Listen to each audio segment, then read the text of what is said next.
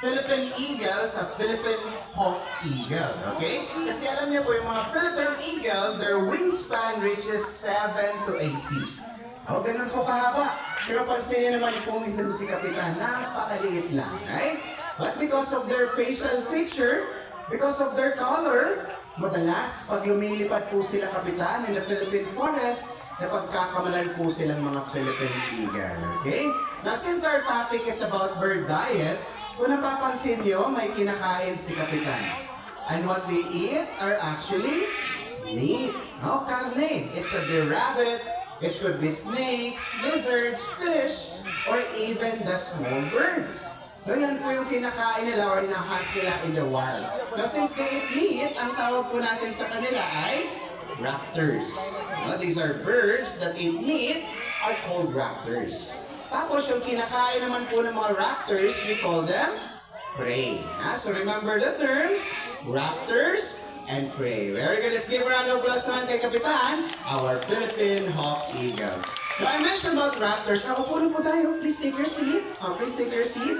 Please take your seat. Umaga yung diurnal, yung mga nocturnal naman are active during nighttime. Okay, now can you give me an example of a very famous window? Oh, there goes Brian, our Philippine eagle owl. A Philippine endemic bird. Ibig kong sabihin, dito lang po sa Pilipinas makikita. Okay? I'd like to explain. Yung itong paglipad po ni Brian from the window all the way down here, we actually call it a silent flight. Why silent flight? It's because of their fine set of feathers. It has the ability to absorb sound. So no matter how hard they flap their wings, just like that, they're barely making any sound. Halos walang ingay po tayong naririnig from them, okay? That makes them very effective hunters, especially during nighttime, sa gabi. Kasi nga nocturnal raptors sila.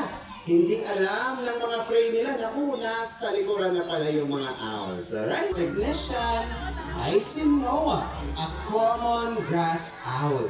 Now usually, madalas, doon niyo po sila makikita on low-lying areas. Now, doon po yung mga common grass owl madalas makita. Right? Now, next po, tatawagin ko naman si Ina. Come out, Ina! Yan, ito naman po, hawak ng ating animal technician ay si Ina, an Everett Scops owl. Diba? Napaka-cute! Let me share something about Ina. We just recently rescued this bird. Okay? Very good. So we have 3 owls already. So we have Brian, Ina, and Noah. So I'd like to share. So alam niyo ba that owls can rotate their heads 200. Sige nga. Tanong ko sa inyo. Between the 3 of them, yung mga owls natin dito, which one do you think has the biggest eyes? Sino sa kanilang tatlo yung may pinakamalaking mata? Sige nga, can you point at the bird? Ituro niyo nga. Can I see some hands? Sino dyan? O bakit yung iba dyan, yung katabi yung tinuturo? Hindi kasali yung katabi, ha? Sino dyan? It's actually Brian over here. At tingnan niyo mga mata ni Brian. Napakalaki at napakalinaw po. Okay? Very good. Now, since our topic is about bird diet, I'd like to share to you kung ano yung favorite nilang kinakain. You'd be surprised that they love to eat rats. Rodents, daga. Yan yung gusto nilang kainin, which I know, tayong mga... Yan, nakikita nyo sa my balcony area? That's Terry over there. Tawagin lang natin. Terry, come on.